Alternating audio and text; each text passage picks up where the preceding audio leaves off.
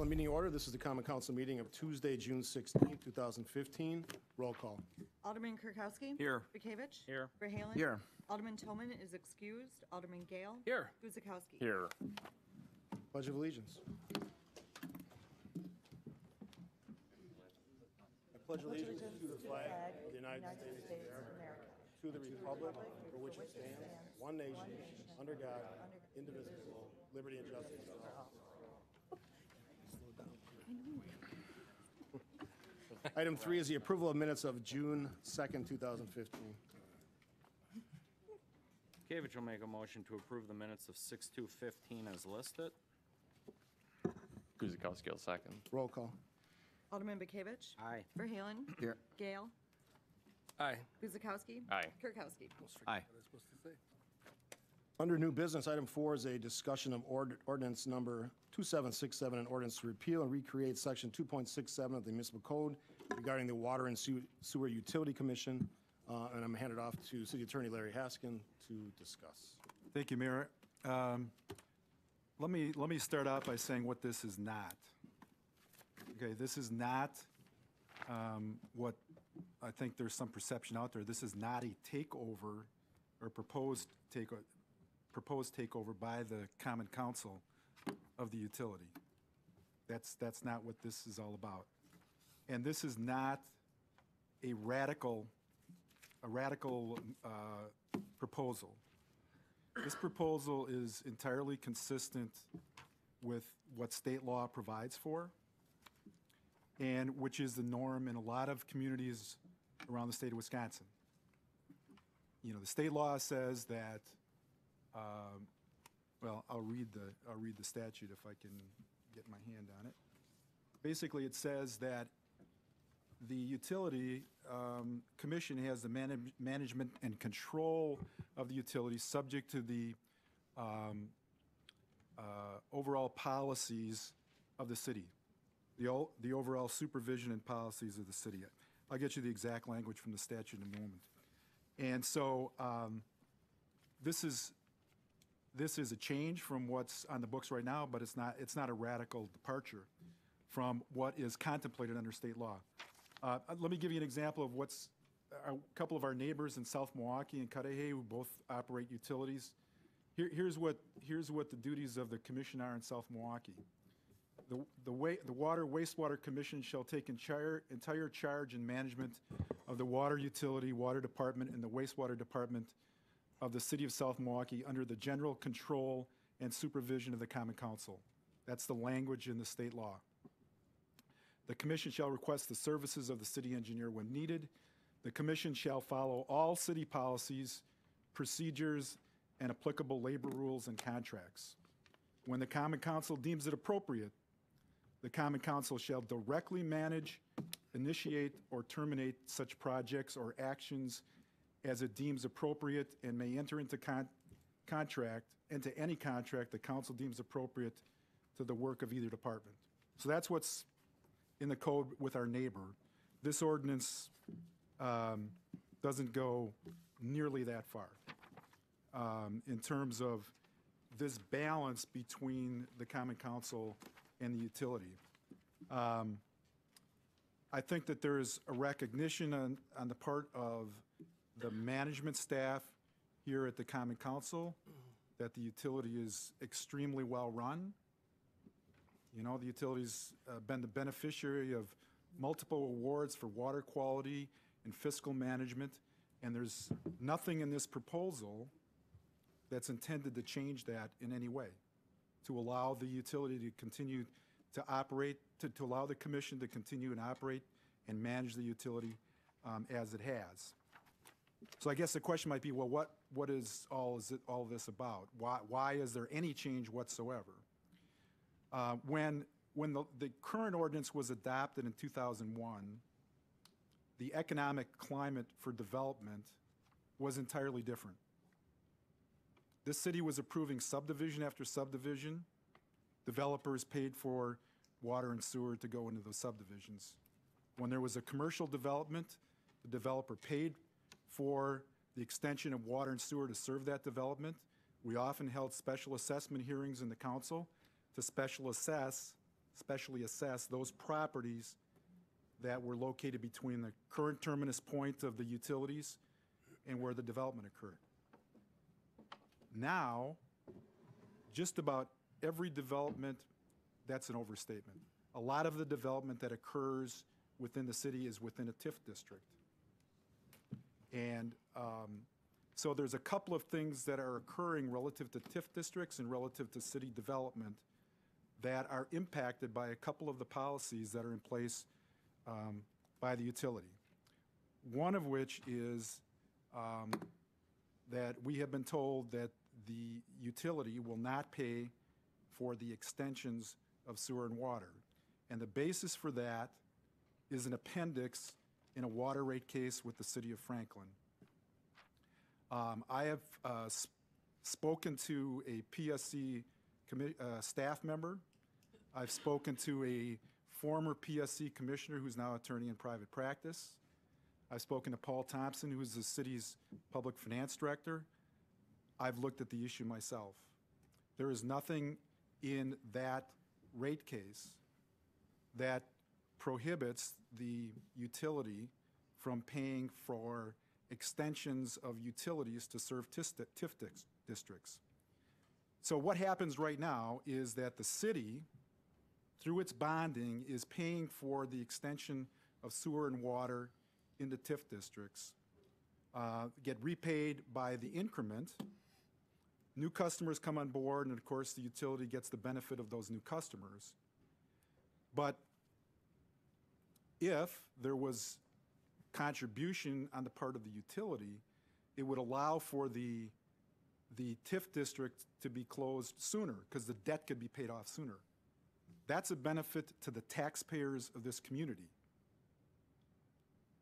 It's of benefit to get TIF districts. That's one of the goals of the administration, is to close out TIF districts as quickly as possible to get them back on the tax roll. Let me give you another example. It's my understanding that a proposal, the practice of the utility is absolutely to not allow lift stations. The city owns 100 acres down at the lakefront. In order for that property to be properly developed, the sewer has got to be installed at a depth, a considerable depth. If I see Mike stepped out of the room, I think it's 30 feet, something like that. Adds millions to the cost of the development. That diminishes the value of the city's property. It creates a situation where the TIF district life, again, has to be extended if a TIF district is going to be created down there, and the plan is to do that. Once again, it negatively impacts the taxpayers. So these are general policy considerations that right now, under the current ordinance, have been delegated to the utility. The proposal is to shift these major policy decisions back to the Common Council. These issues impact taxpayers. It seems to the management staff that reviewed this that it makes more sense from a policy standpoint to have elected officials who are responsible to the electorate to be able to make those decisions that impact the taxpayers of this community. Is that going to be done in a vacuum if this proposal was adopted? Absolutely not. It would be done in consultation with the utility. I've heard from developers, I guess another issue is I've heard from developers that when you develop in Oak Creek, unlike other communities, you have where in other communities where there is sort of generally a one-stop shop in terms of what approvals are necessary. In Oak Creek, you have two sets of approvals. You have to go through the city staff, and you got to go through the utility staff. And sometimes those messages are inconsistent, and that we have heard frustrates some developers. once again, impacting economic development. So let me go through the ordinance. That's just an overview, just a couple of general statements here. I provided a legal opinion.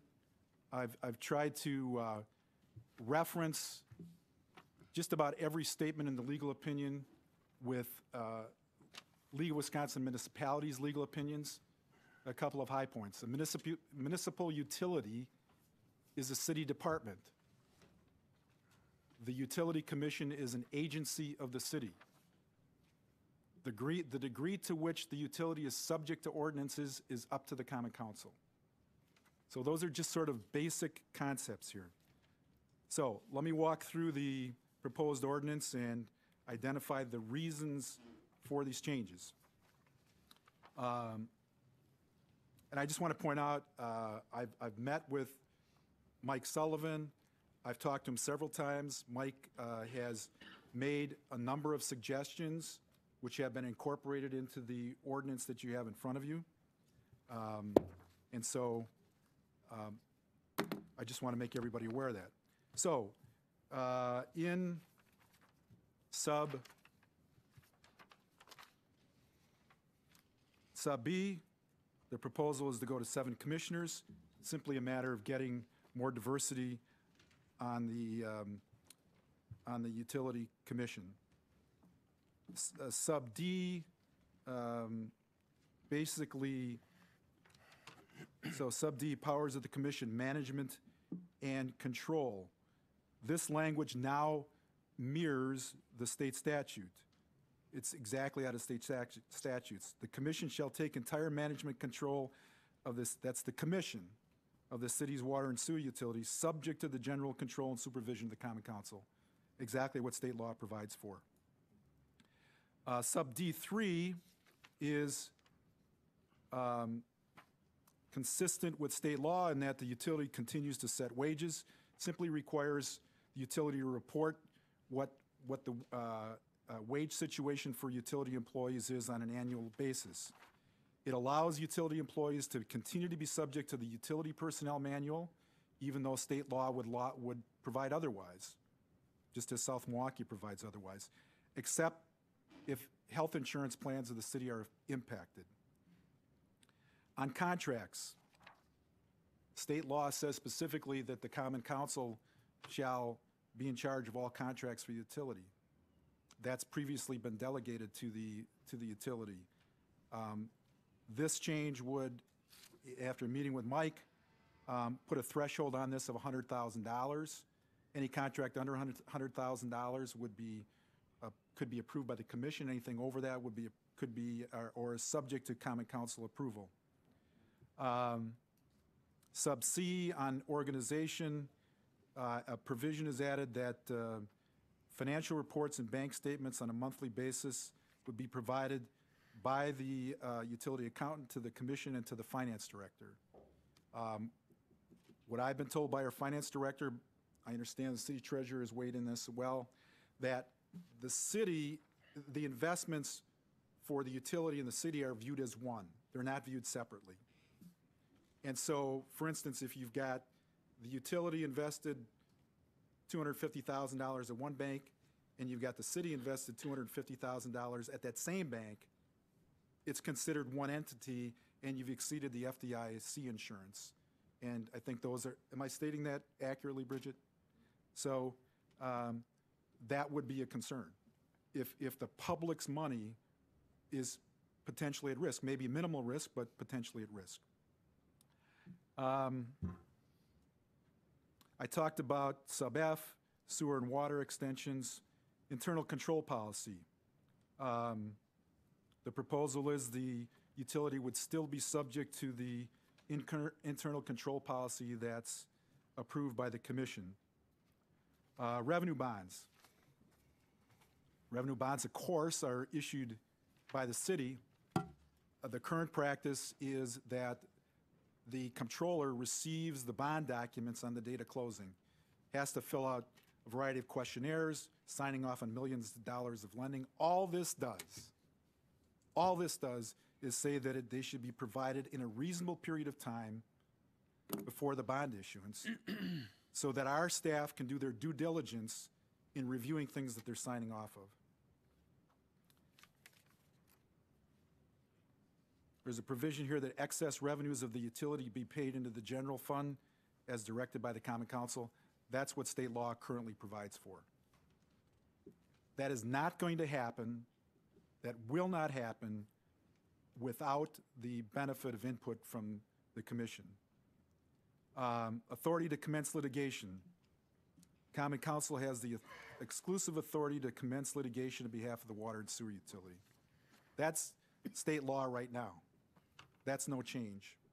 I should tell you that in 2012, there was litigation commenced in the name of the city of Oak Creek in behalf of the utility, where the Common Council never had the ability to say yes or no or approve going ahead with the lawsuit, even though the plaintiff's name in that lawsuit was the city of Oak Creek.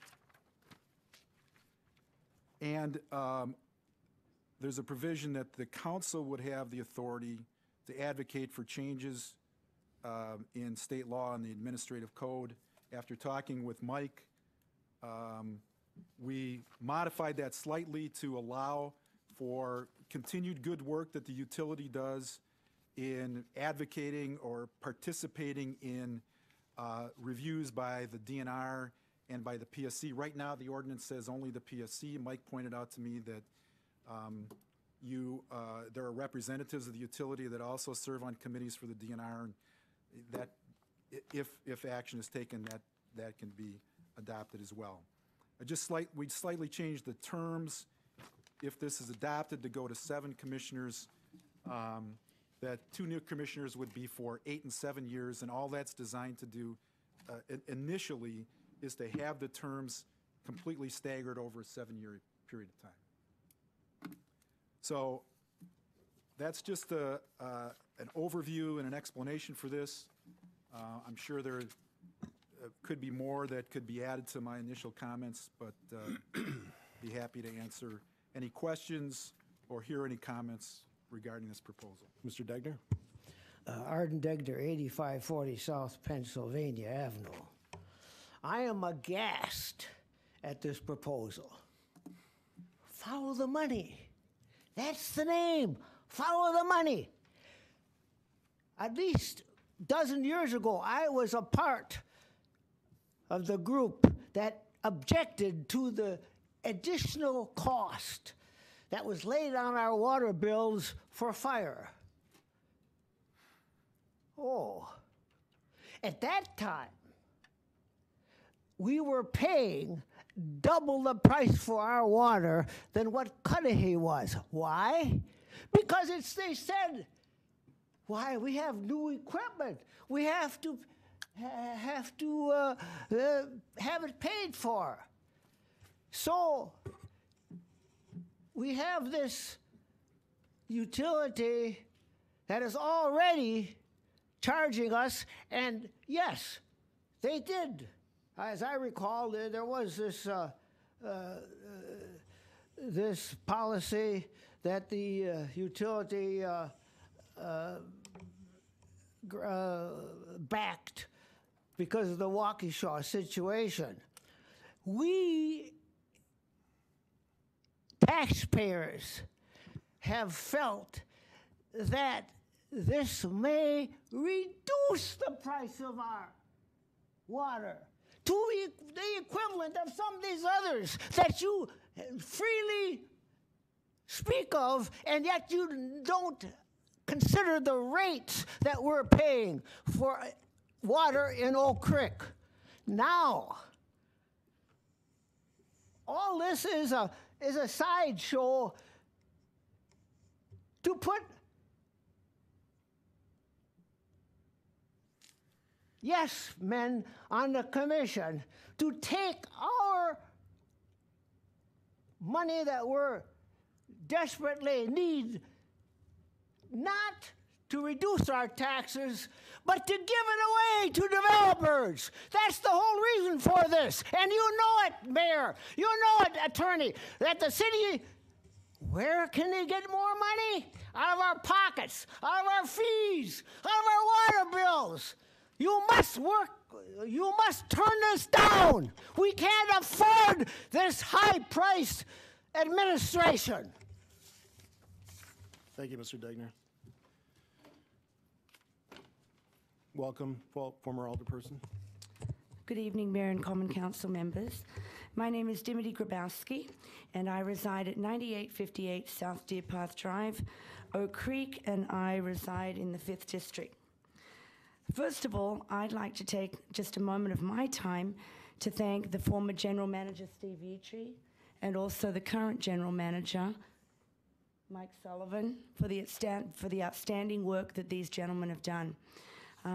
Formerly as an alderman for 6 years, I had the privilege to sit on the Oak Creek Water and Sewer Utility Commission. I found that it was an extremely well-oiled machine. Any time that there was questions or concerns that I had, any information was always made available, whether I would call it 8 o'clock in the morning or 3 o'clock in the afternoon. Typically, the paperwork would be handed over. My first question is to Alderman Gill, who I understand that you sit on the Oak Creek Water and Sewer Commission, and that you were in the last year appointed to be the chair by... This spring. Excuse me? This past spring. Right. And that was done by the former mayor, Dale Richards.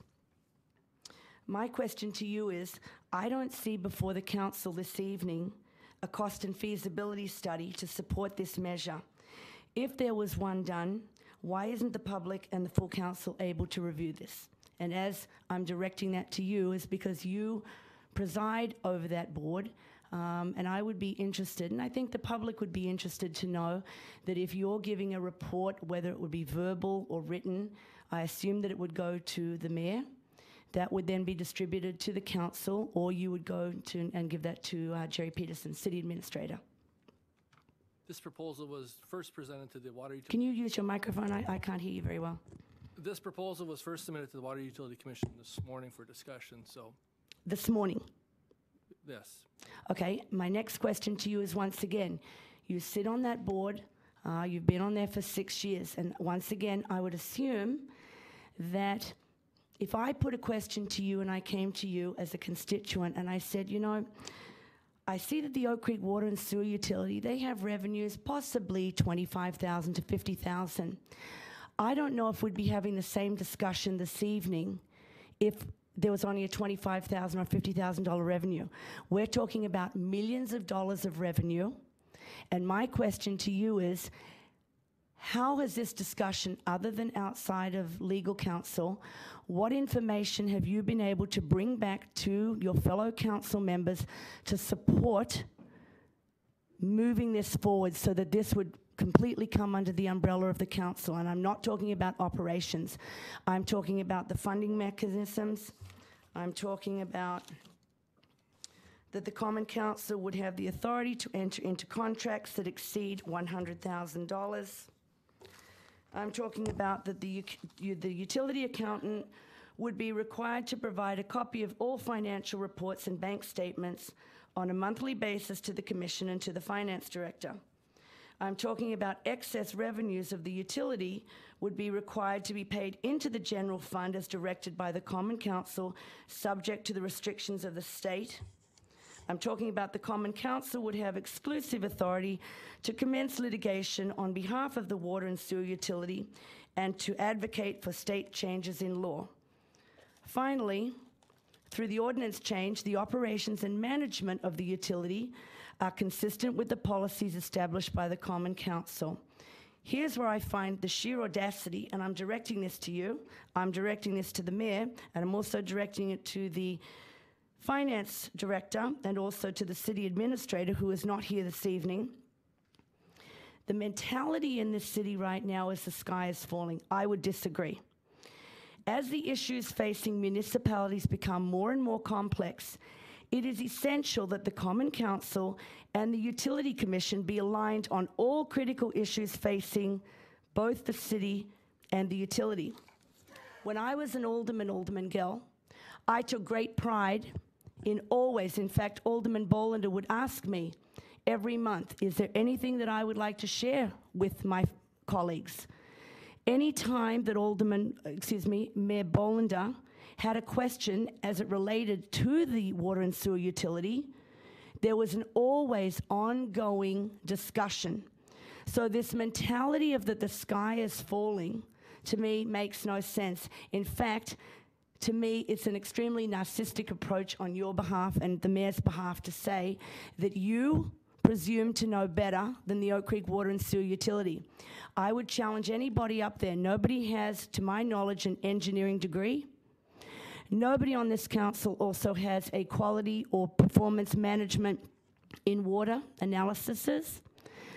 I presume and I understand as a former elected official that you do have to do due diligence and you always have to look out for the taxpayers.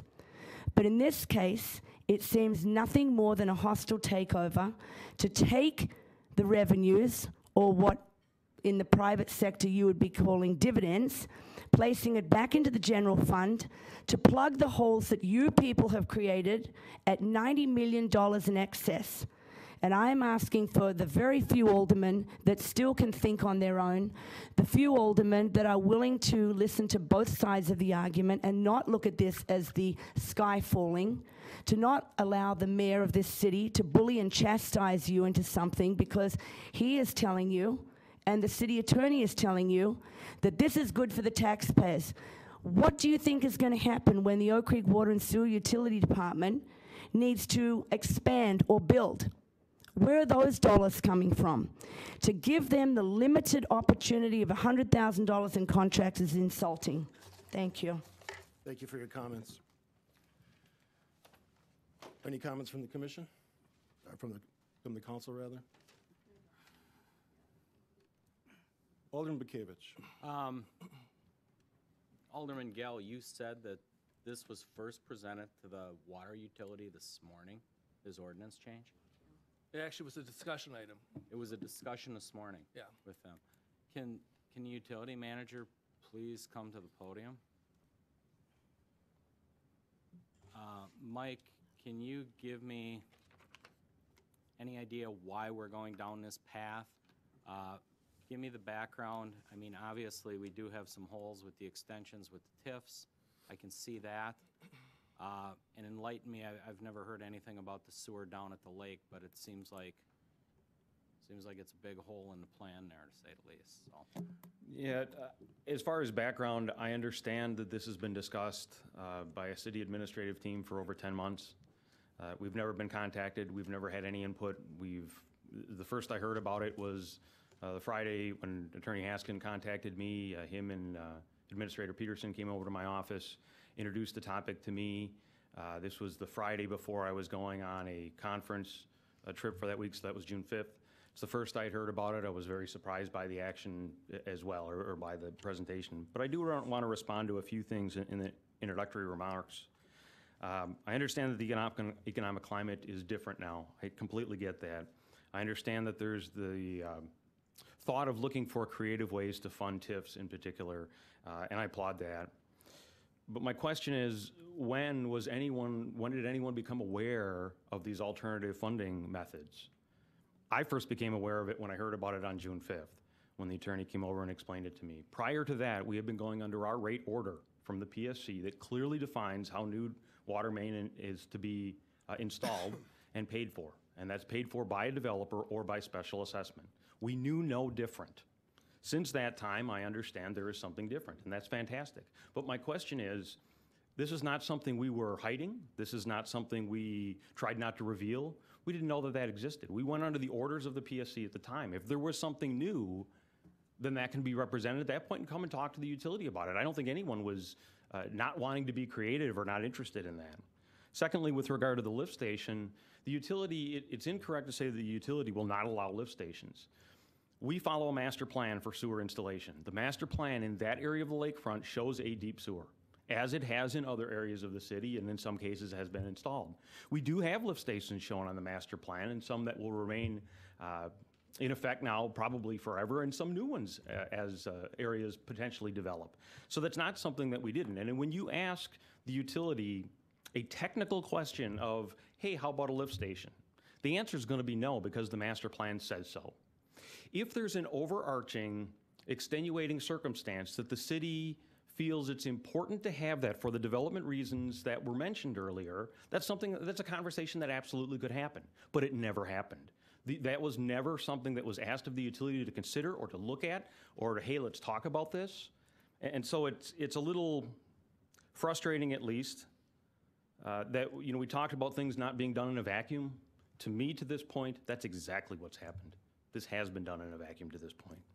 I could go over items, but I think it's the frustration that what is the problem with the utility? Why has there been no discussion with the utility on how to resolve some of these issues? There's some things in here that are almost to the point of being humorous.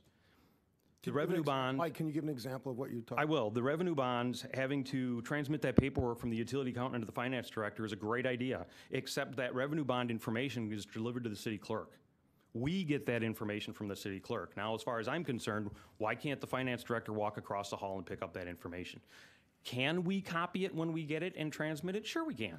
That's not the issue, but the point is that doesn't seem very efficient to me. And we get it on whatever schedule the state determines when they submit those documents in. We get them when they're done being routed. That's the best. We don't have control over that. That's the best we can do. So don't know why we'd put that in here. When we talk about submitting the bank statements and investment records, my question is, why does that need to be in an ordinance? Has anyone ever asked for it and been told, no, we won't give that to you? The answer is no. Has anyone ever asked for it, period? The answer is no. We're more than willing to share the information that we have. We're not saying that we're hiding anything by any means. Now, I will tell you, we will absolutely comply with what's ever in here, but we do need to black out the account numbers because we certainly don't want those over email and things like that. But to submit the records, not an issue. So those are just a couple of examples. There's other items in here. We crossed out a section that perhaps consistent with state law, but it's notable in that the commission may also employ services and fixed compensation for such agents or consultants as the commission deems necessary. Is that taken out for a reason? Is it simply to be consistent with state law that now we're going to do the same thing but just not have the wording? Or is there a reason why that came out? I don't know the answer to that. We certainly use consultants. We use them all the time. Under one thought, well, perhaps there's this $100,000 contract number that we can hire a consultant under that. But that specifically says let bids and enter contract. We don't let bids for engineering consultants. We do a quality-based selection. We pick the most qualified consultant for the job. We negotiate a fee. If it's a reasonable fee, we will move forward with that. So this doesn't quite fit into here. There's other items I could go through. We've taken out the established rules and regulations for the governance of the utility. What do we do with all our rules? We started using plastic fittings because we have a corrosion problem in Oak Creek. That's a rule that we have, that any new project, including our own, have to have plastic fittings, PVC fittings. How does that fit into? This says we can't make that rule any longer. Or we have to come to Common Council with every item that we have moving forward in operating the utility. I don't know that that's where they wanted to be on this. So at any rate, again, just a bit disappointed that it has gone on to this extent and there's been no contact with the utility. Before you step down, Mike. Yes, sir. You've had several discussions with city attorney. You've had, we had a lengthy one last Friday. Do you see something in this proposal, this ordinance change that could be a positive for the city? Or in your mind, is it status quo? We can't look out for that, specifically the TIF question, which I think is really significant given the costs associated with keeping TIFs open longer. Is there room for something there that can be a positive out of this ordinance change if it went forward? I don't know that needs to be done under this ordinance. I guess that's my question. Where would it be done then? Why can't it be done the way under the current scenarios? Why can't a group, a team, whatever, talk to the utility and say, hey, we have this new way of funding things. We now know that exists. We didn't know that before. And under the general direction of the city that we have now, we work together and collaborate through that. I honestly don't see an issue with that. Okay. Can that be done under an MOU? Because now you operate as a department, but you don't operate as a department, correct? Yes. You do your own accounting, you do Yes. your own payroll. Do you partake in all city services, plowing, garbage, all that, or are you? Garbage we hire on our own. We are expected to pay building permit fees. We're expected to pay plan commission fees that other departments don't pay. It is a little confusing.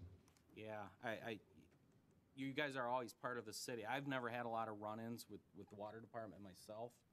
I always thought they were run pretty well. I mean, the reports always came back positive. But just on that point, since I had the floor, Well, actually, I did before well, you took it. I think several people have spoken since, but let me just make this point. This isn't an adversarial situation. This is not, as Larry, city attorney, said at the beginning, this is not a takeover. This is not a general fund raid. None of those things apply here. We have to look out for the bottom line of the taxpayers. And this notion that we don't have representation from the utility on our admin team, we have the chair of the utility commission that's served on it as long as I've served on it. So we have that representation. I also, last Friday, extended an offer for you to participate on that group as well, did I not? Yes, you did. So at the risk of being accused of being whatever, this is not an adversarial situation. My intent tonight is have an open discussion because that's what we do here. My other intent is we'll probably hold this item because we have commission members that are not in town. We have an alderman that's not in town. And frankly, those folks probably want to have a say in this. But we are never going to shy away from discussions about things that matter, especially when you're talking about the finances of the taxpayers. There is no sky is falling mentality here. I just left a developer conference in Milwaukee 2 hours ago where the outlook on Oak Creek could not have been higher for every city around us, north and south and west of Milwaukee. There's no sky is falling mentality. Things are looking very bright. We had a great discussion Friday. My commitment is to make whatever changes we make, if we make any, work the best for the utility and the council, and then ultimately the taxpayers. That's the commitment. We're not going to ram anything down anybody's throats, even though we're accused of doing that all the time. We're going to have a discussion about it, and that's what we're doing. Alderman Bekavich, and then Mark. Again, I'm not being adversarial. I'm asking questions. This discussion came up.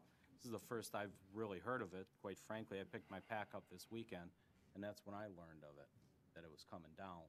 You know, beyond that, I'm kind of disappointed that the utility first seen it, whatever, this morning or whenever it happened. It's a lot of changes. I guess I'm kind of in the mentality, if it's not broke, why fix it? I don't know. They seem to be doing okay.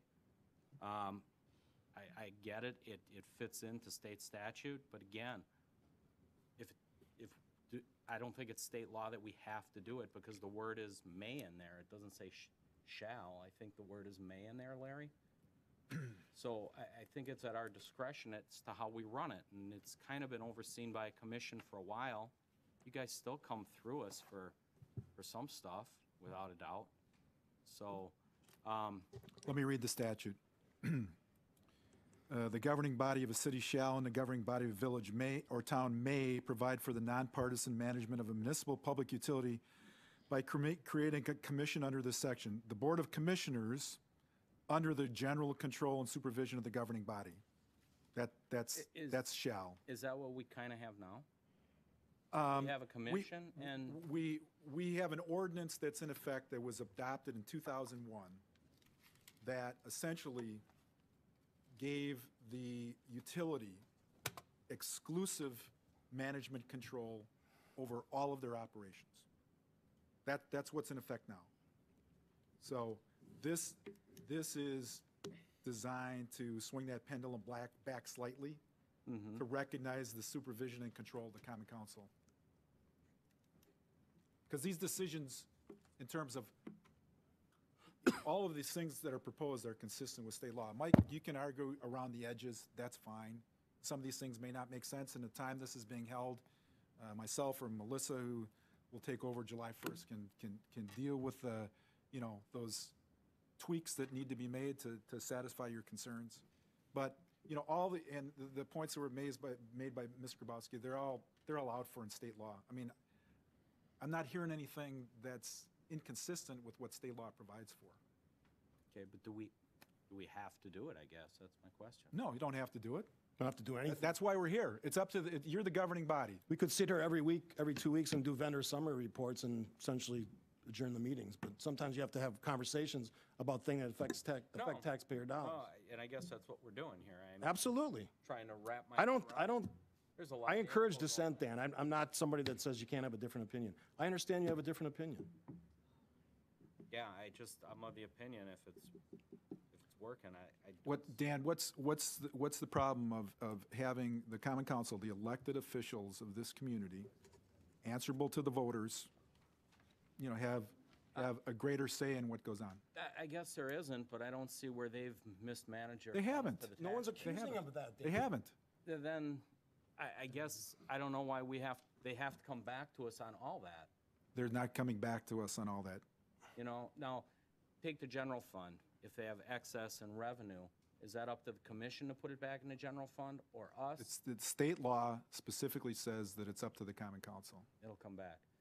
Employee issues, is that the commission? State law says that the commission has the right to fix the compensation, all right? But it's subject to the general policies of the city. And this ordinance says, listen, you have your policies, you abide by those policies. You have the right to fix compensation. And whether that's been inconsistent with what's been the compensation situation for other city employees, I'll let the facts speak for themselves. Okay. Regarding the banking, that we do the same banking at the same institutions, and that puts us at risk in some way, Bridget, wouldn't it just be easy to have them bank elsewhere? I mean, It's can you not kinda- just your general checking account. I mean, we understand the general checking account. We're currently using, I believe, the same advisors. And so one of the advisors brought it up to us that we are still operating with the City of Oak Creek name. And so that's how the investments are registered with the FDIC. And so it can be easy communication between the two entities to be able to make sure that we're all safeguarding those funds. That's all it was making sure that it's getting put so it's down more of a somewhere. communication issue than a financial risk. Is it an audit Don't risk? communicate, it is a financial risk. It is an audit risk? It is a financial risk if we aren't communicating it. How's the communication been? There hasn't been a ton of communication at this point. When needed, we ask and we work back and forth. Okay, but you get what you asked for or you get what's needed when asked for? Yes. Okay. Finished? Yeah, that's all I got for now. Yeah. Alderman Verhaelen? Well, I have a lot of questions. I hope you'll let me go through all of them. First, I guess, is the general question.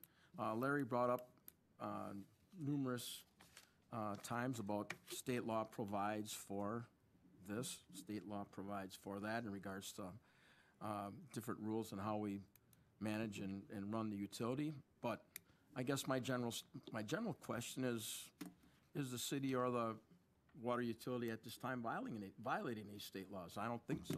Otherwise, it would have been rectified a long time ago. Other than the example that I gave you about the litigation, no, All right.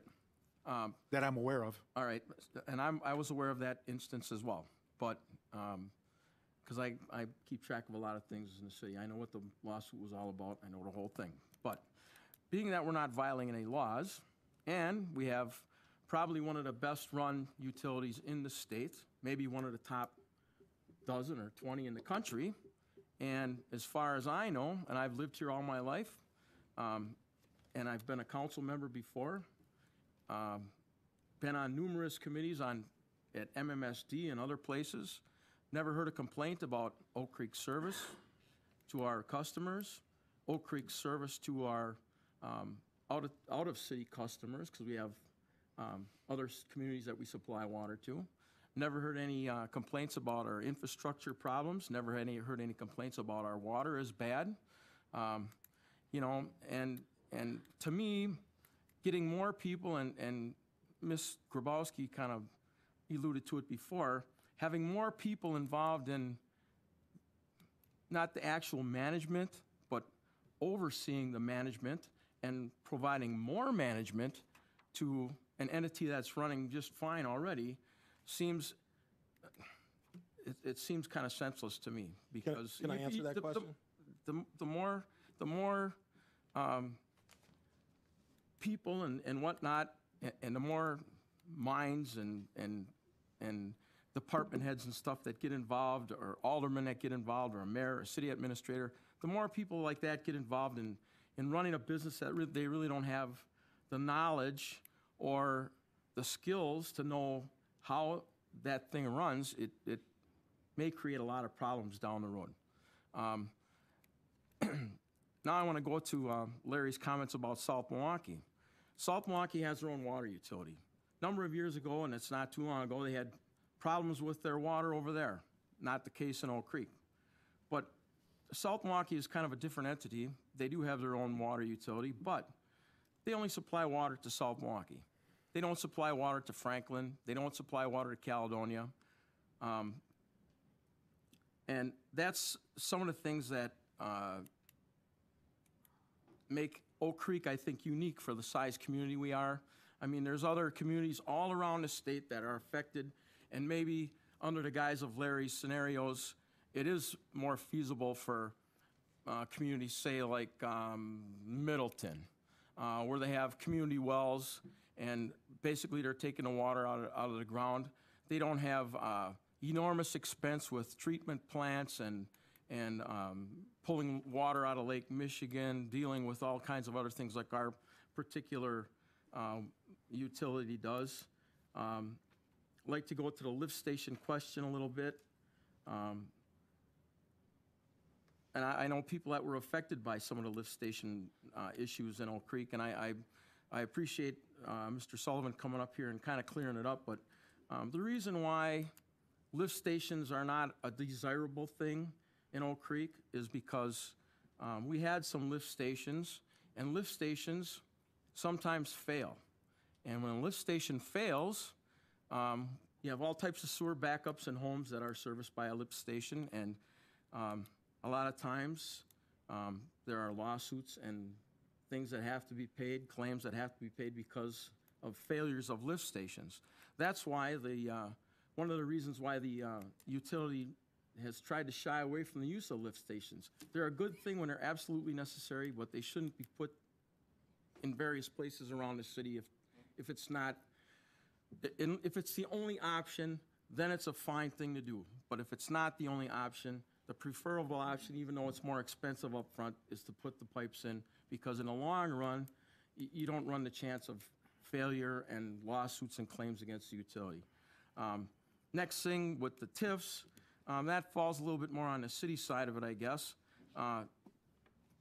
Creating TIFs and developing TIFs is a prerogative of the city, not the water utility. So if there's problems with some of the TIFs that were created and the costs incurred in those TIFs, it's something that should have been vetted a little bit more within the city here, and that's not the water utility's responsibility. So if some things were done in various TIF districts, or maybe one or two TIF districts where the city didn't think the expenses were going to be so great, and they came up short, and they looked at the water utility to make up shortage, I can see where there'd be a little conflict. But as Mr. Sullivan stated again, nobody ever came to them and said there were other options or other ways to solve those problems.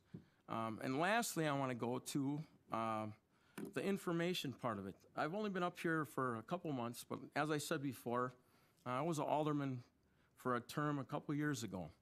And when something this important and that has such wide-ranging effects on one of our branches of the city here, I think it would have been way more prudent to properly vet this through the council with a few more meetings, or if there was a advisory team or whatever looking at this.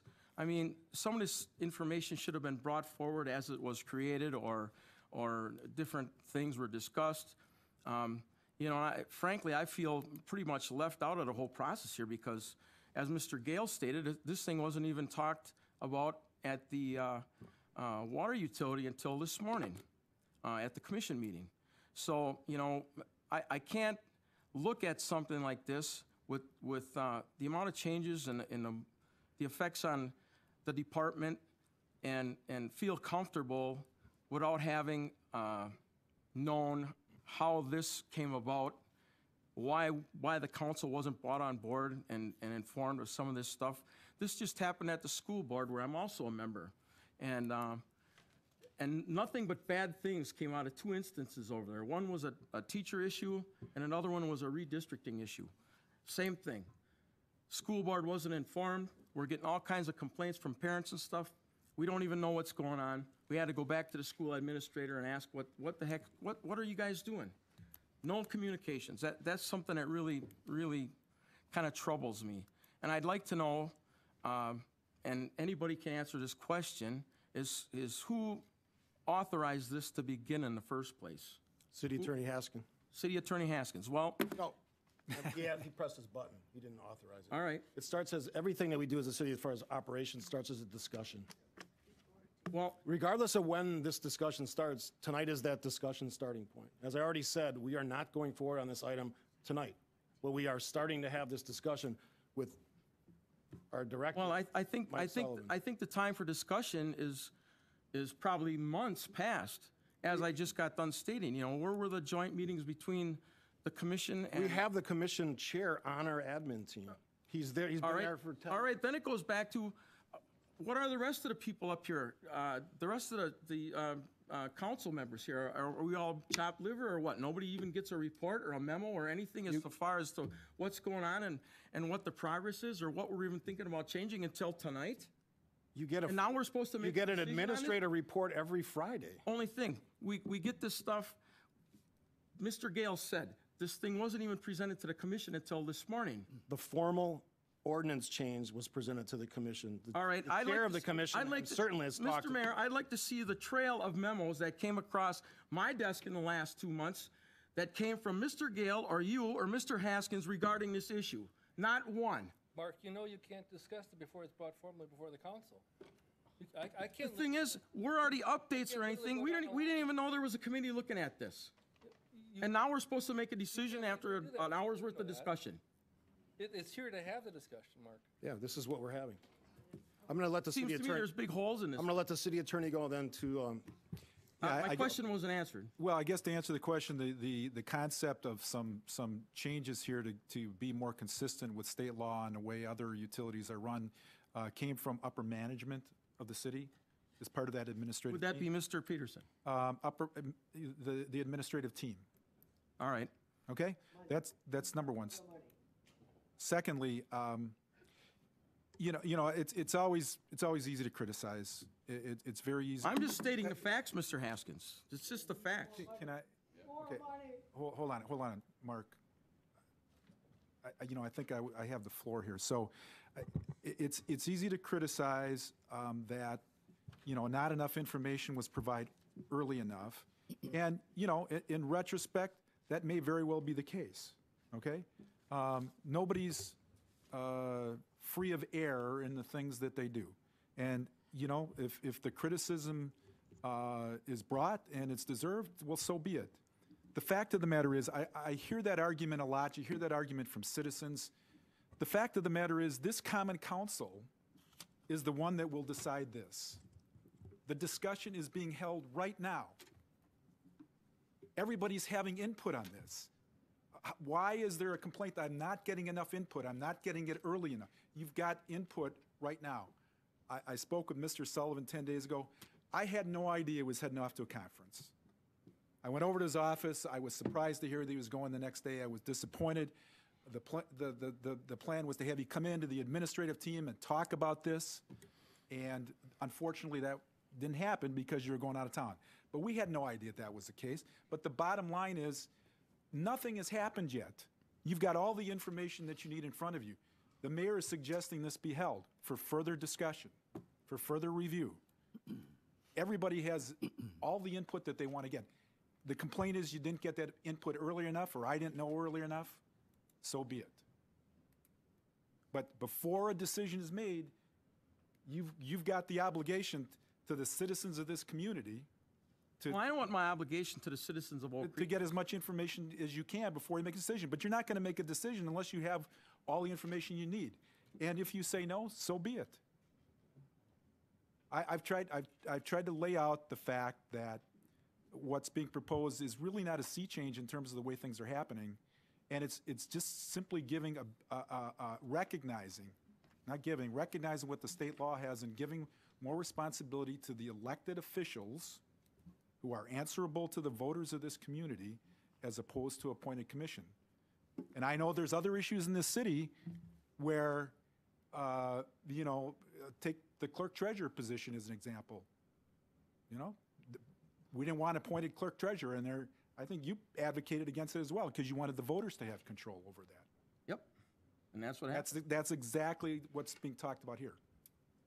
Well, I guess it's not exactly happened because we were talking about elected officials being appointed at that point, and this is changing the way a whole department. No, it's not exactly the same, but I think the concepts are similar. And if you're going to have a policy, if you're going to have a policy in terms of how local government ought to run, it ought to be consistent. Well, I guess what is not consistent with the end goal of the city that's not consistent with the end goal of the water utility as it with respect to their contribution to the city? I mean, are they telling you, no, we're not going to run water down to Lakeview Village. No, we're not going to run a water main down to Drexel Town Square to give water to that development. They're not telling you that because everyone is, as far as I know, and I know a lot of people in Oak Creek that work for the city in various departments. I know a lot of people that are elected by the city. I've dealt with you a number of times on both sides of any issues, and I respect your decisions a lot of times. But in this particular case, I don't think we're going down the wrong road. That's fine.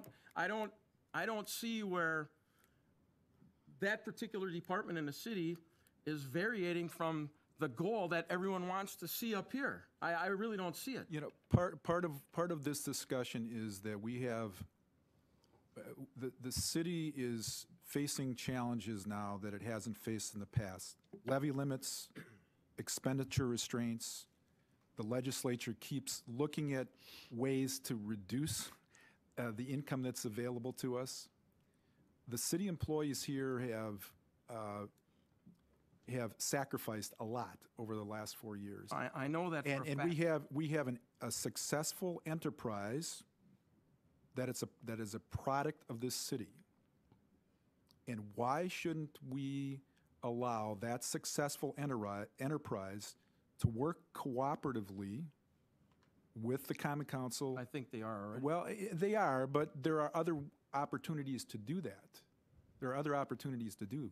In the eyes of, I mean, under your opinion, yes, but under my opinion, no. Well, hey, We're not all going to agree. You're the decision makers. I'm not a decision maker.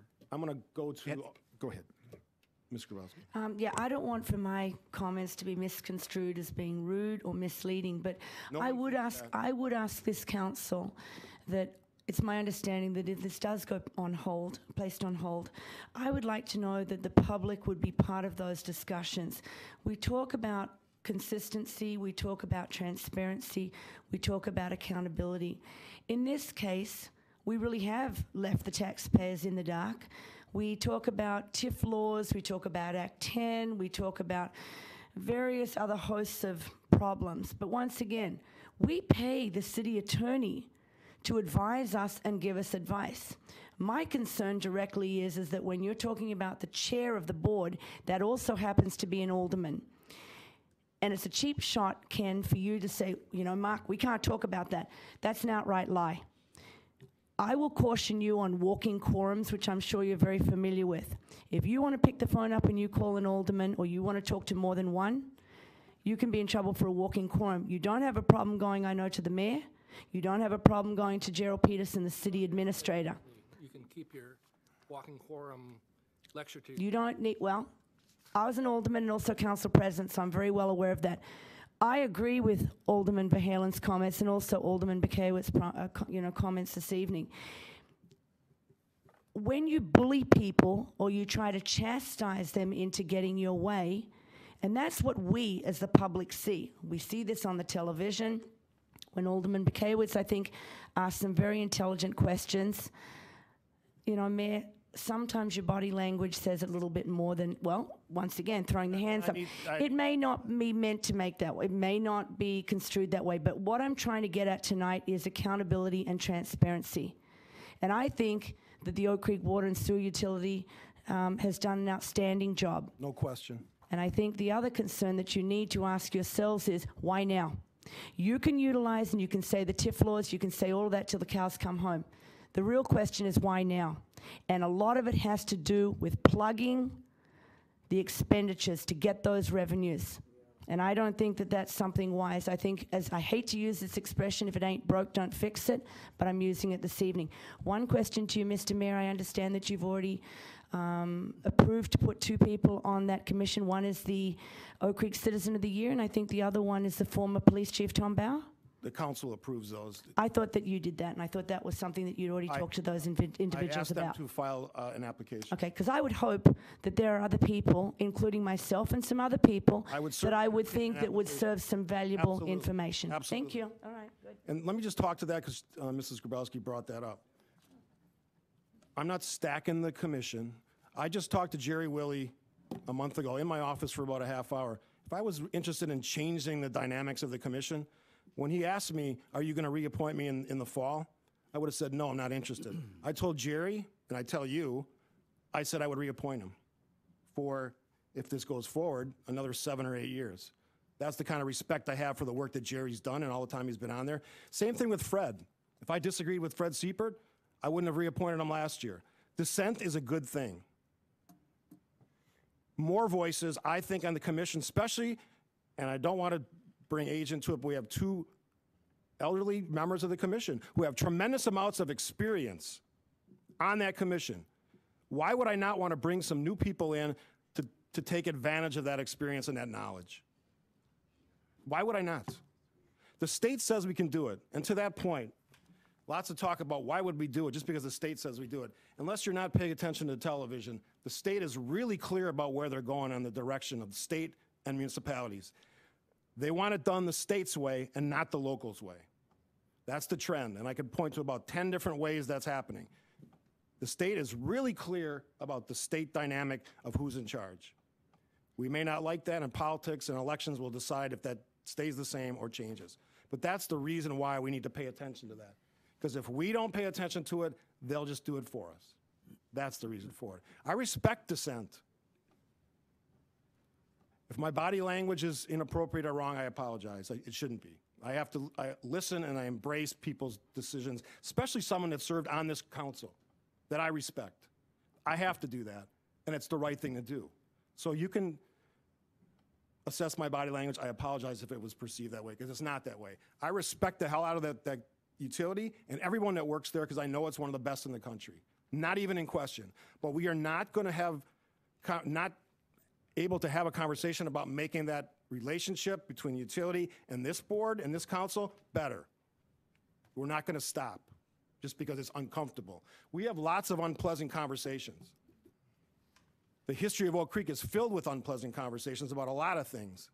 Interchanges, development, you name it. We have all kinds of conversations. Those are good conversations to have. So we're not going to shy away. I think it's important that we listen to the utility director, Mike Sullivan, because he's a smart guy and he does a good job. That's why we're holding this item, because there's other input that we need to get, other discussions that we need to have. City Attorney Haskin laid out the case why some of these things are really, really important. I can't say it any better than he could. Mr. Degner. And then I'm going to go to Alderman Kurkowski because he says button push for a half hour. Sorry about that. Arden Degner, 8540 South Pennsylvania Avenue. As an engineer, let me give you some guidelines. I have yet to see a developer that does not want immediate action on his structure approval, on his land design, and of course, utilities. That is the stall point. And so they pressure each alderman. They pressure the city. But do they have any idea of the difficulty in underground work? Do they have any idea of the permissions that have to be given? every sewer connection has to be approved by MMSD, as well as the regional group. This takes time. You're aware of this, Alderman Bugwood, and yet there's no one that will give you the time. It's all your fault. It's all the utilities' fault. You're too slow. You don't act. And so we got to replace you with younger guys that don't know what's going on. That's what I see happening right now. And Alderman Verhalen alluded to it. Thank you. Thank you, Mr. Degner. I'm going to give Alderman Kirkowski and Alderman Guzikowski the last word, and then we'll move on. Alderman Kirkowski. Well, Mr. Mayor, I just want to let you know, unfortunately, the video stream to the public has not been working. We've had some great comments tonight, and one of my constituents, also known as my wife, said that she was not able to see or hear us, so unfortunately, we've missed out on a lot of good discussion. We'll investigate that. Hopefully, we can recapture it and stream it. Yep. I had comments that were lined up here, like you said 30 minutes ago, but discussions have kind of changed that.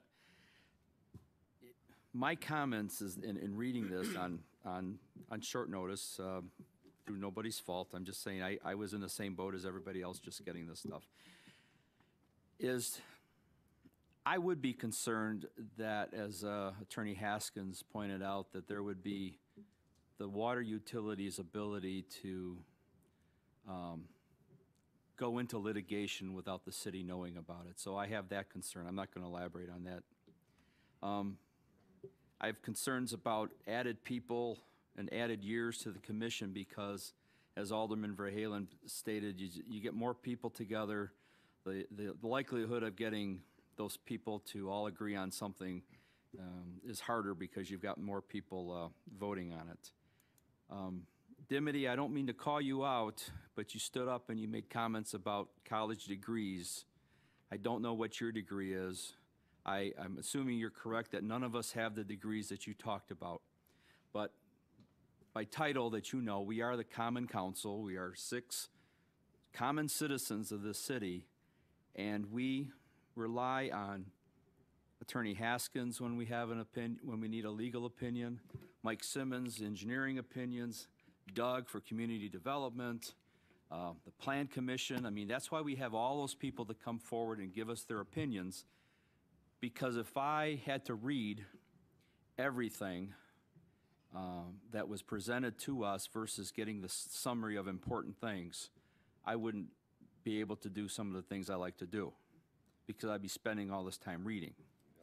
Be that as it may, as an elected member of the Common Council, and I'm responsible to my constituents to look at excess funds in one department on how they can help the city, or better ways of doing the business of one department to another. I mean, that's my responsibility. And it's already been alluded to with Mike's comments about if there is an issue with TIFs and there's money in the utility that could be transferred, or like Dan said, an MOU. I don't know why that hasn't been investigated, but that is an option. Whether or not there is an MOU that needs to be created with regards to litigation, whether or not there needs to be some sort of better way of identifying extra money that the utility has that could be used by the city in water and sewer type projects. And I don't have any examples, but I think what I'm trying to say is, if like you talk about developments and TIFs, that money isn't available because it's your money versus our money, for lack of a better example. So I want to explore this further. I've listened, I've read the emails, and as a common person on the Common Council without a degree that Dimity talked about, I want to be able to take more time and learn more about this. And I would like to listen to other people on the utility and other members and just see what the best thing, because I think it is, we are ultimately responsible for every penny that is paid by every taxpayer, whether it just goes into the water and sewer utility or whether it goes into Parks and Rec or whatever. We're responsible for that. We're responsible for money spent by, on attorneys. And the left hand and the right hand need to know what they're doing. And if we have to go down this route with this new ordinance, fine. If we have to keep it the way it is and tweak things, fine too. But I just need more time. Thank you. Alderman Guzikowski.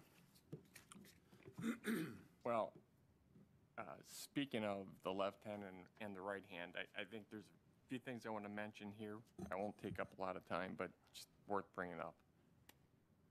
Big picture, if it was Chris's world right now, but it's the city of Oak Creek, big picture would be look at restructuring everything and bringing everything under one structure and different department heads, and somehow come up with a way to manage it in look at the synergies, things we could bring together, potentially that we could look at ways of sharing different trucks or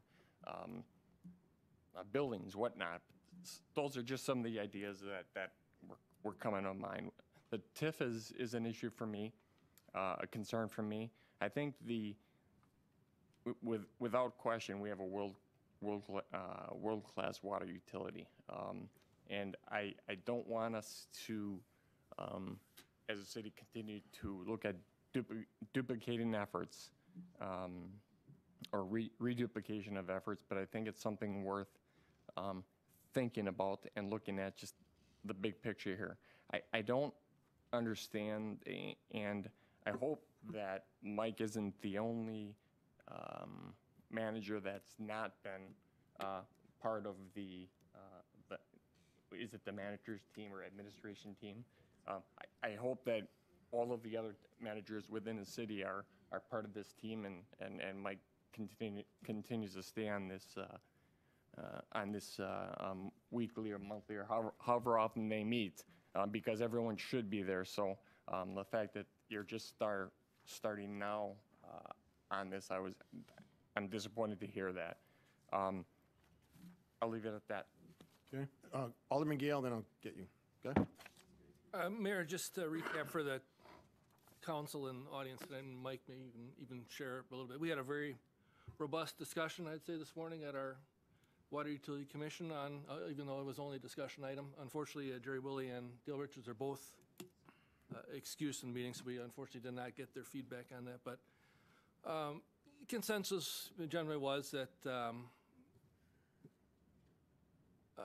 kind of why broke or not broke, why fix it kind of mentality. Little bit concerned about the inclusiveness on the front end in terms of discussion, I think was kind of the general perception. I think, Mike, that's accurate.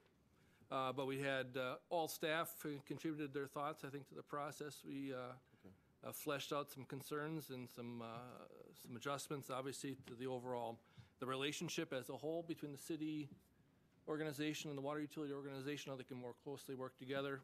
Synergies are obvious there that I think as an organization we can all benefit from better lines of communication there. So in general, I think this is an evolutionary kind of first step. This is out for the first time for general discussion to flesh out where the issues are. I think it's a good start.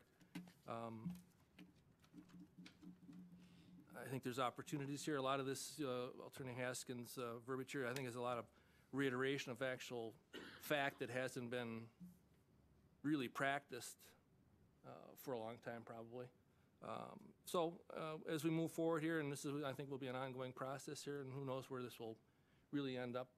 But I think this is a good opening discussion, and obviously we've got a great staff and a great utility in-house, and we'll look forward to seeing how this all progresses. Okay, you can come up, just confirmation, Channel 25 is working, the broadcast.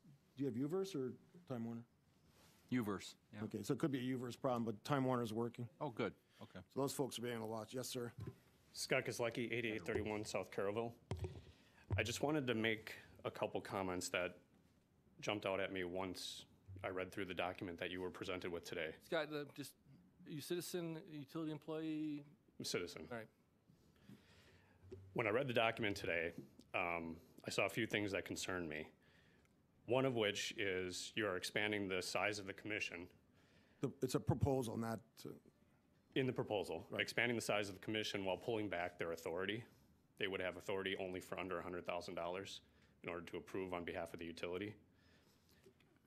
I see the ramping up of the manpower versus the pulling back of authority kind of counterproductive there. We're having more resources pointed at something that the impact is lessened. When I read the ability to take the excess funds and put them into the general fund, I am very much for cooperation. What I would hate to see happen is for that to become a backdoor revenue stream to supplement various capital costs that the city may have. I pay for those costs out of my property taxes and other things of that nature. My water and sewer rates that come on a separate bill are pointed towards water and sewer concerns. I would hate to see for my water and sewer rates to become backdoor revenue streams to what my property taxes should cover. So when I read the proposed document, proposed modifications, and not having any inside knowledge, that's the impression that I get. So perhaps when you move forward and you take into consideration these items, those are things that you could assure us as citizens are not going to be taking place. Fair enough? thanks for your comments. And to your first point, I think part of the ongoing discussion with the utility, especially Mike Sullivan, is that we're gonna figure out where the safe level of cooperation is on dollar amount versus them deciding versus council. I think that's an important thing that has to take place. So, good point. Thank you. Last word. 1 minute. Please keep it brief. Just 1 minute. I'm former general manager. Welcome back. Thank you. Just wanted to clarify that illegal lawsuit that you referenced, that we went to court on the city's behalf in 2012. You were privy to that, right?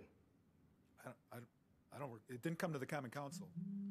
Well, my point is, we weren't a rogue utility saying, someone said, you can't do this, and we went ahead and did that. If we made a mistake, we made a mistake, and I'm sorry. But I'm saying that you were privy of this. I'll hear. I don't recall, Steve. I'm dealing with thousands and thousands of issues in behalf of the city.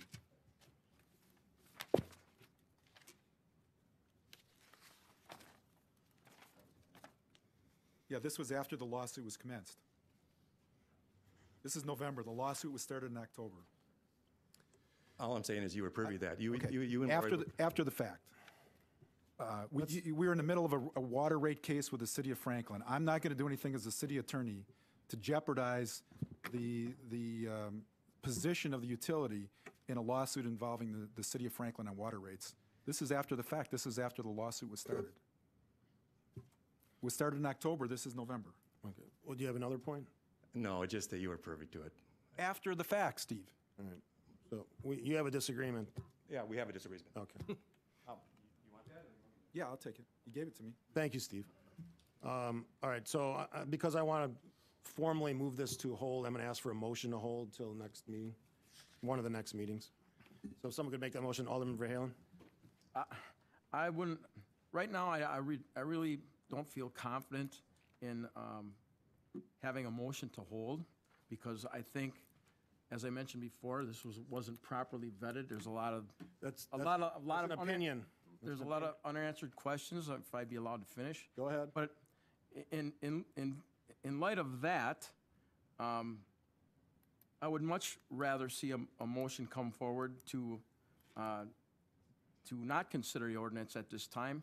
And after the thing is vetted properly and things are discussed the proper way and all these questions are answered, then we bring the question back again. So with that being said, I'd make the motion to not consider City Attorney approving ordinance Haskin number has- 2767. As a quick comment. Just see if you get a second.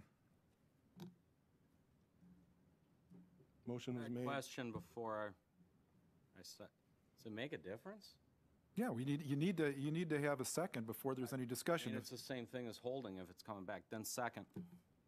Okay, the form of the motion is not appropriate. If you don't want to consider, you can't make a motion not to consider, because if it fails, where do we stand procedurally? If you want to not consider it, make a motion to file the ordinance. So moved. Okay, well, you withdraw, is the first, I withdraw my original motion, and my motion would be to, and does the second agree with the withdrawal of the motion? Second. Okay, so, go ahead. Roll call. No, he's going to make a separate motion. the motion would be to I'm just telling you file how to do it. ordinance number 2767. Second. Okay. Well, Bekavich seconds, roll call. So just to be clear, if the motion is to file, that means that essentially the issue, the ordinance, proposed ordinance is dead. It won't be discussed unless there was some effort on the part of the administrative staff to resurrect this ordinance and to reach out to the utility to discuss. Correct. And that's my Correct. understanding. And I'd be much happier with that scenario myself, and for everybody else up here, that it's not that I'm being stubborn, but I think this gives everybody a chance to back up, look at all of the information, gives a chance for the aldermen that really didn't have a chance to really have a good look at this thing to get a better grasp of it, maybe talk to people at the utility on our own, or as a group even. I would be in favor of a few joint meetings between council and the utility commission moving forward, if that's what it takes. But yes, I think to back up and start the process over again would be much more constructive than putting this on hold and trying to patch things together in that manner. I really do. It doesn't say we can't bring it back. It just, I think it's a better way to do it. Just set this thing aside. Everyone step back, take a deep breath, and start the process out anew and make something that everyone can agree with instead of trying to patch this thing together moving forward. So the motion's made and seconded by Alderman Bekavich. Any other further discussion? You clear? I do briefly. Okay, go ahead. Alderman Kirkowski. Mr. Mayor, all the discussion we had tonight was leading towards furthering a discussion so that we could either make it work or not make it work and come back to the council with this proposed ordinance. So it's my understanding if we file it, that doesn't obligate anybody to move forward with considering this stuff if they don't want to. Versus holding it at least prompts people to consider or reconsider or engage in discussions to come back with this ordinance. Is that correct? Yes. So, in other words, the motion is to kill it. And then if they want to come back, they'll come back and retype everything that's already been typed and versus trying to work out what's here. I think it's confusing. Okay. Alderman Guzikowski. Alderman Kirkowski took care of that question. All right. Anything further? Well, otherwise I'll call the roll. Roll call. Alderman Verhaelen. Aye. Gale. No. Guzikowski. Aye. Kirkowski. No. Bekavich. Aye. So you voted to file it. Aye. You want to file it to kill it. Yes. Okay. Just want to be clear. Got the roll? Okay, thank you. All right, moving on to item, I thought we were holding for, The motion was to file the ordinance, which was basically to, as Alderman Kirkowski said, to kill the ordinance. It would be not subject to any further consideration. okay, because I was under the impression we were discussing to bring it forward back with The roll's Alderman been taken. Tolman and Mayor Then you would have moved Jerry. to Okay. hold. Okay, if you misunderstood the impact of your vote, you have I just want to make sure that I understand what you're saying. You intended that the matter would be held for further deliberation and consideration rather than for lack of a better term, killed at this point in time? Yes, because isn't that where you were going, Alderman Kirkowski, waiting for? Well, he can speak for himself. I voted no because I didn't want to kill it. I wanted to hold it so that we could engage in further discussions with Alderman Tolman and the missing members of the commission. By voting to yay with Alderman Verhaelen's motion, if I don't want to talk about it, I don't have to talk about it anymore. But I want to talk about it. But nobody is obligated to talk about it unless they want to now, instead of doing it. So I'm going to have the city attorney just lay it out for you. Well, if Alderman Guzikowski, if you believe that you cast a vote under the wrong assumption, you have the right to move to reconsider the action. You voted in the majority. A motion for reconsideration can be made at the same or the next succeeding regular meeting. If you want, you can make a motion to reconsider. No, I'll leave it at. You're gonna leave it as is? Okay. All right. Right. Okay, Alderman? No more comments. Okay, moving on to item 5 is a consideration of ordinance number 2764, an ordinance to repeal section 2.65 and to repeal and recreate section 2.44 and 2.46 of the municipal code regarding the Civil Service Commission.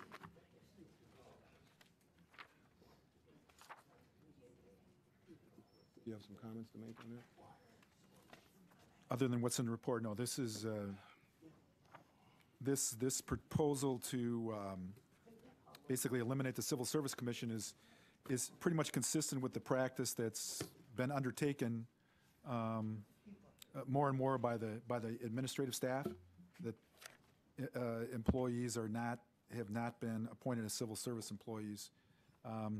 Jerry's not here. He could articulate on that a little bit further than I, but the import of the motion is to basically do away with the Civil Service Commission.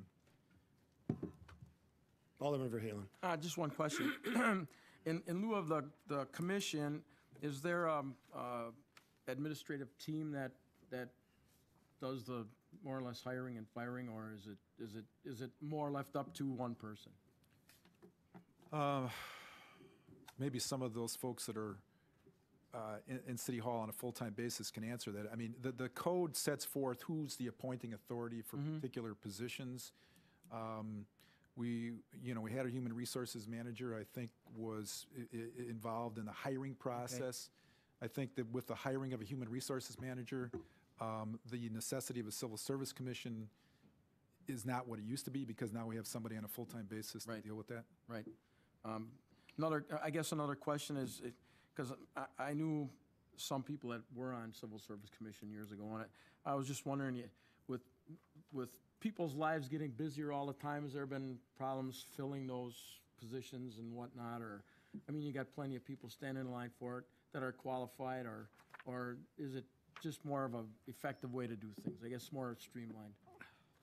More streamlined, more effective, an opportunity to fill vacant positions faster, more efficiently. Yes. Okay. It's essentially what every other municipality except us does. Okay. Mr. Degner. Arden Degner, 8540 South Pennsylvania Avenue. What this is missing are the requirements for the job. Now, I know that each position has their own requirements and experience.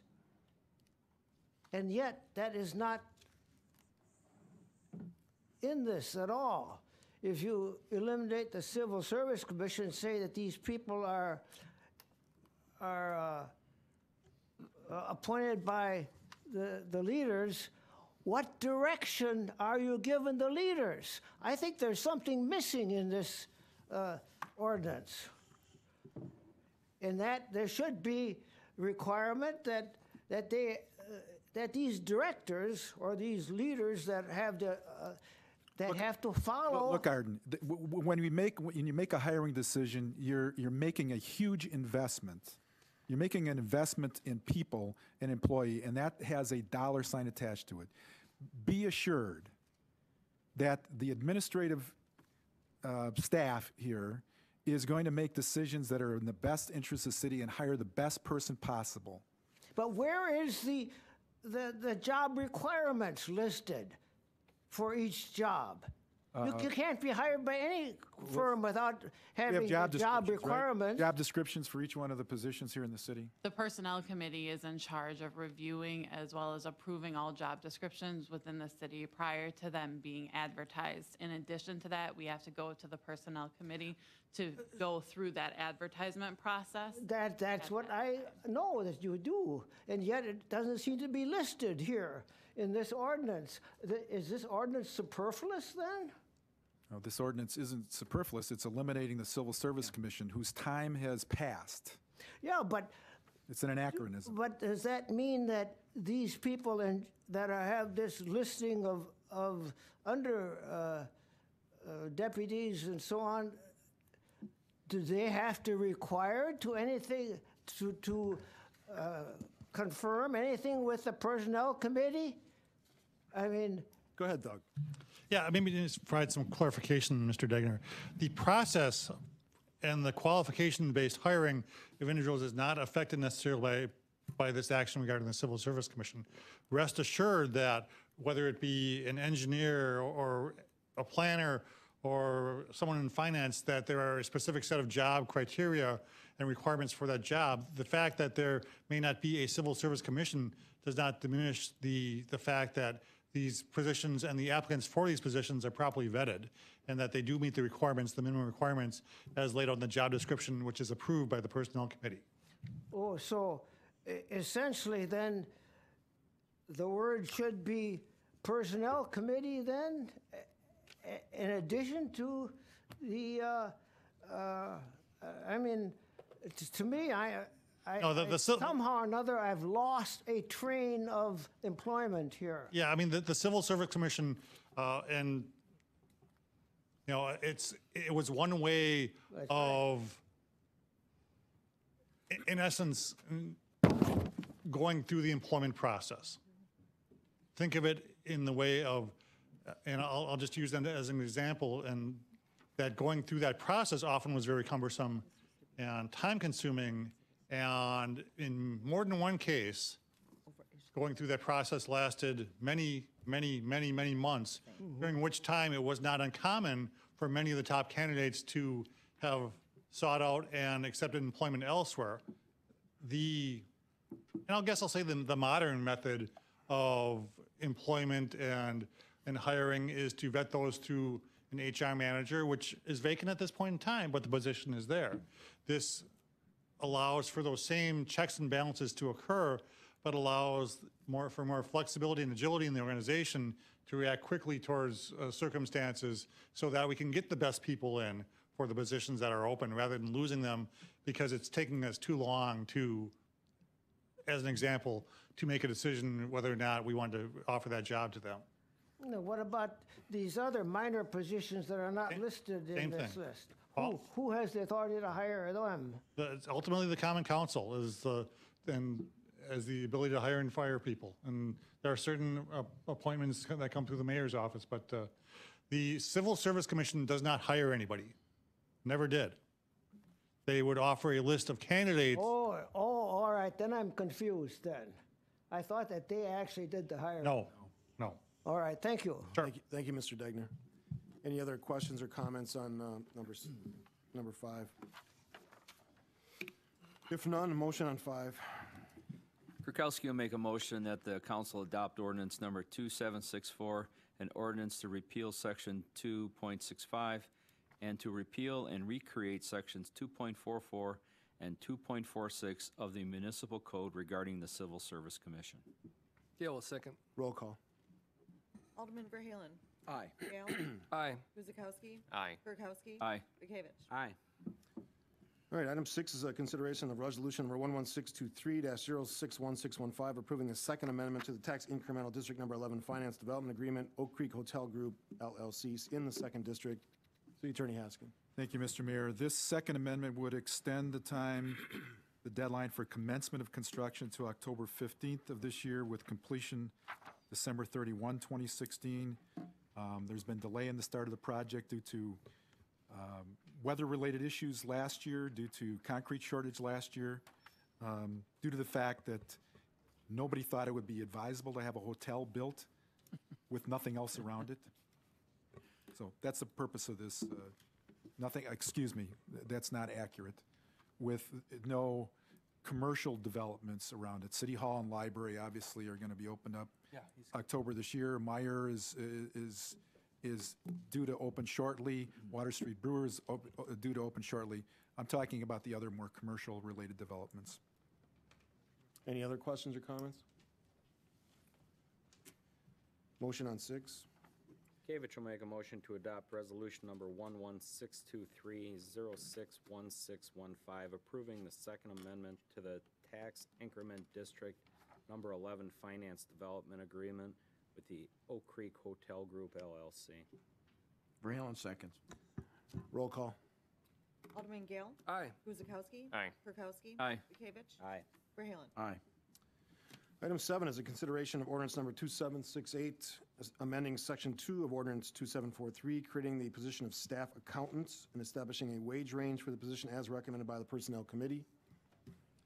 This was a great example where I lost track of this coming into council. It was approved by Personnel Committee. I should have been right on the ball coming immediately back, but instead I'm coming before you as I have an applicant ready for the position. This was in early April. I had the account clerk too that was in the finance department resign, and so this is filling that position. As has been the city's procedure, we review the job descriptions as things change among the departments. That description was very outdated, and that position has really morphed into more of a beginner accountant position.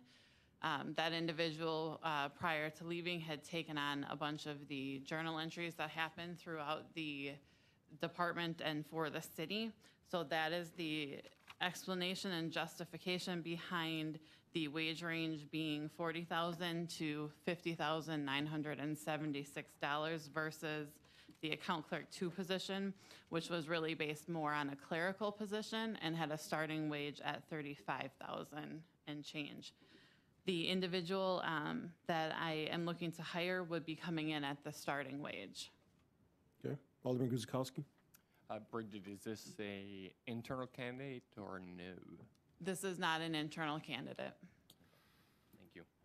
Any other questions? Motion on 7.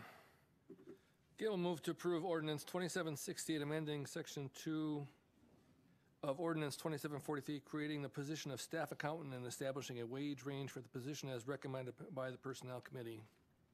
Guzekowski, I'll second. Roll call. Alderman Guzekowski. Aye. Kirkowski. Aye. Bekavich. Aye. Verhaelen. Aye. Gale. Aye. Item 8 is consideration of resolution number 11620-061615, authorizing the transfer of a portrait of Gary Wetzel to Gary Wetzel. Both the city clerk and myself brought this forward. The picture that is hung proudly on our walls was not a fan favorite of either Mr. or Mrs. Wetzel, and they didn't like it. So they asked us if we would take it down, and they bought us or commissioned a new portrait, which we've seen, which is tremendous, that will hang in its place at the new City Hall. So we just wanted to make sure there was a record of the transfer. We thought it was appropriate. If you don't know, Gary Wetzel is our Medal of Honor winner, one of less than 100 in the United States. Tremendous, tremendous warrior and veteran. And basically whatever Gary says, I do, because that's the kind of guy Gary is. So it was a happy transfer, and we have the new one in our possession. So just wanted to make it official. So just need a resolution to say we've transferred it. I was just worried that we weren't getting anything, so. No, the one he gave us is even better than the old one, so, and they both love it, so it's a good acquisition. It'll look great at City Hall. So motion on 8.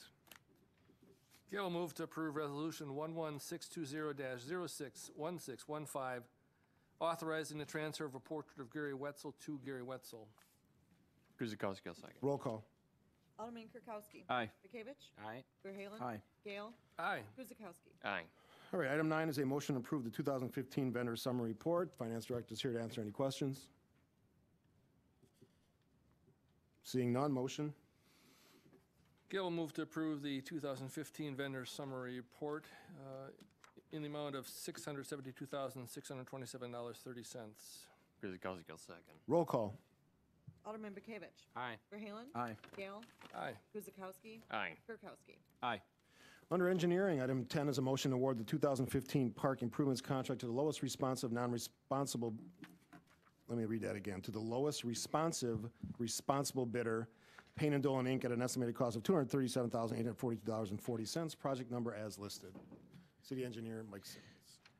Yes, earlier this year, the Miller and Meadowview Park pathways were advertised for bid, and the bids came in very high and were rejected. And the direction at that time was to re-advertise that work with a larger project, and so it was combined with the court improvements at Willow Heights Park and Manor Marquette, and so that did go out for bid. We received 3 bids, actually 4. One was 3 minutes late, but they assured me they were not the low bidder.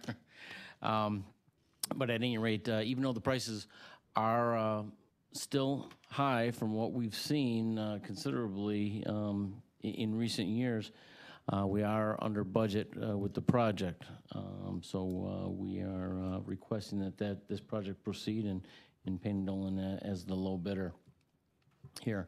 Also, in the effort to construct these projects within budget, street department personnel are going to be performing some of the work. They would be removing the fencing on the tennis courts at the 2 parks, and they would be removing the asphalt for the pathways at Meadowview and Miller, and that allowed the projects to come in within budget.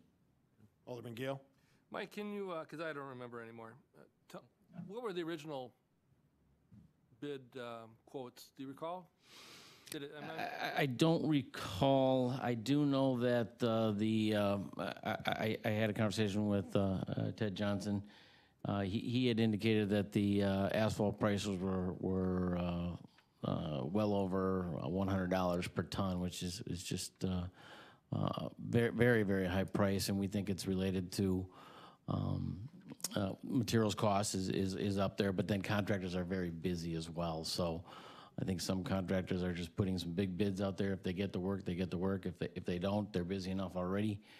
But we thought by adding this additional quantity that we get some better prices, and we did. We were still in the 90s for the per ton price for the asphalt. Other prices were more reasonable, and so we're able to make it within the budget. All right. Any other questions? Motion? Okay, we'll move to move to award the 2015 Park Improvements Contract to the lowest responsible bidder, Payne and Dolan, Inc., at the estimated cost of $237,842.40. Guzekowski will second. Roll call. Alderman Verhaelen. Aye. Gale. Aye. Guzekowski. Aye. Kirkowski. Aye. Bekavich. Aye. Item 11 is a motion to approve a contract amendment with Strand Associates, Inc. for an actual cost fee not to exceed $73,606 for additional design services for South Fifth Avenue relocation, project number listed. This is the contract that the city has with Strand Associates for the design of the Fifth Avenue project, and unfortunately, this project has hit many snags, and we've had some surprises along the way. This project has a good deal of federal funding, $2.8 million of funding, and comes with somewhat of a price tag because there's a lot of studies and investigations and environmental assessments that need to be done to follow this strict design procedure. And that has caused the project to move along slowly, even stalled for a time. But what we found from the time that the original contract was negotiated is many more revisions to studies and reports, and it seems like almost endless new requirements that have come up along the way. And this is a little bit more of the same. This is the third amendment that we've had to this contract with Strand, and yet we feel like we need to keep going with this. We have a couple months back finally got the approval from Federal Highway, and that allowed us then to kind of restart the project. We are on now doing appraisals, and actually got the first offer out to one of the affected property owners where we need to acquire right-of-way. So we are moving along and still moving towards final completion now of the plans. Unfortunately, you know, we have this added expense in front of us, and I don't, it's not pleasant, but feel that we need to keep moving with the Strand to bring this project to completion. The good news is that this project had been looking like it was going to be delayed till 2017 construction, and in working with the DOT, we pulled that back to 2016. Completion but in 2016? It would be construction starting in 2016. We think we can wrap it up within that year. Okay. Questions? Did I register there, Steve, or not? Nope. Alderman Gale? Sorry, Mike, I didn't get a chance to pester you beforehand, but this is unanticipated spending, right? Yes, absolutely. I mean, the contract was negotiated at just under 400,000, and here we're looking for another 74 on top of the two previous amendments. So I would, you know, that calculates out to about 37% of the original, over the original negotiated contract. Are you seeing anything that leads you to believe you're going to have to be back again for?